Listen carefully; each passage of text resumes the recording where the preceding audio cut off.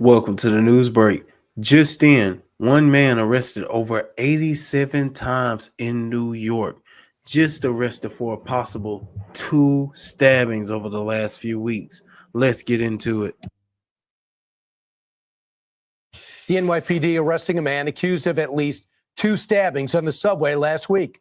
Jamar Banks facing assault and weapons possession charges after he was accused of stabbing an MTA employee Thursday and another man on New Year's Day. We're now learning the suspect has been arrested, drum roll please, 87 times. Joining us now is the founder of the Guardian Angels, Curtis Sliwa. Curtis, you've been in the subways, you tell me, since 1979. Now you and your team are back there. What brought you back there? Cases like that? It's never been worse, Brian. And we have a combination where when you descend into the subway, it's a combination of Dante's Inferno, Clockwork Orange, and Jack Nicholson in The Shining. One Flew Over the Cuckoo's Nest. This guy you're talking about, 87 priors, not hard to find. Living in the subway. He lives on 2 lines. He only is a creature of habit, rides the 2 and the 5 train with a knife in his hand. The cops lock him up. D.A. Bragg, you know his name, cuts him loose time and time again.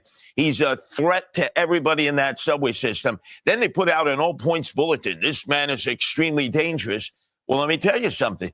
Everyone is in danger on the subway. Look at that woman who was turned into a human torch. From New Jersey. Debrina Kawam, cheerleader, all-American girl, the Jersey girl. See, when I'm dealing with the homeless and emotionally disturbed, which is what we Guardian Angels do because they're the forgotten people. They're Americans. And migrants, they put up in hotels. Americans, they allow to sit in their squalor and ride round and round. We don't help them. And when we talk to them, we find out they're people just like you and me who just had a hard time. And now they're forced to live on the subway. And our officials, our governor and our mayor, do nothing. But not only that, they are bragging. Governors cut a video showing how great it is on the subway, bragging that we have cameras in every subway. Good. Now we can video the assaults as they happen, and the attacks and then as they take place. Right, and then do nothing. So the NYPD can't staff an academy like they used to. Right. So because not enough, we don't have enough cops on the subway. It's all related to the fact they're not backed up by the mayor, by the and the governor, because there's no qualified immunity. You're going to get sued if you put your hands on anyone. There's cameras everywhere trying to get you. Right? Imagine you're a cop, toughest job in America in New York City, because you can't do anything. And you find out instead of putting $1 billion back into your budget, which they took out when de Blasio was the mayor and they were dancing the whore and the tarantella, they gave $5 billion to illegal aliens. $5 billion. And they gave nothing to the cops. So imagine you're a cop. Do you want to stay in New York City? You're being recruited from all over the country where they're offering you a much better pay scale. They treat you better and they let you be a cop. We have flight, not just of people in New York City and New York State, but desperately needed cops. Put the cops back in the subway. You won't need Guardian Angels. And stop fare evasion. Because if you just let people come and go into the subway, you're going to have more of these problems. Just let me just full circle. Congestion pricing, first time in America. By going into the middle of a city, you get charged $9. Go back and forth. That's pay coming out of your pocket. They want to force people into the subways to get them off the streets. And that's where the crime is happening, which they can't curtail. Yeah, well, give everybody who goes into the subway a bulletproof vest and have them an individual police officer, like Eric Adams, the mayor, has 12 with him, armed cops, like Kathy Hochul has 12 state superintendents. These politicians are delusional. They'll tell you, Brian, it's your perception of crime.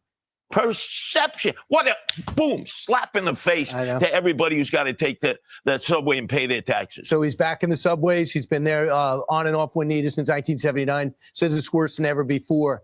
That's a permissive DA backed up by George Soros, who was just given a Medal of Freedom award over the weekend.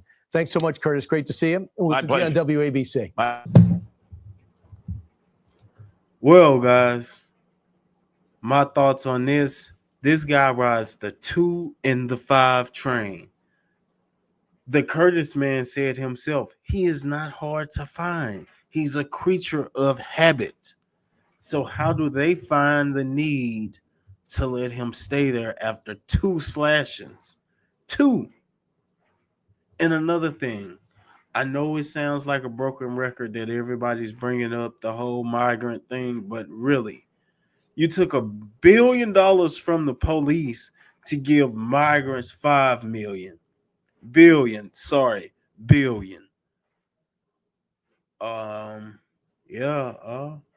These things kind of throw me, man. More I deep dive into this news, a lot of things throw me. But hey, remember this: I'm watching, I'm listening. Be mindful, be careful, and don't do nothing stupid. Cause I'm watching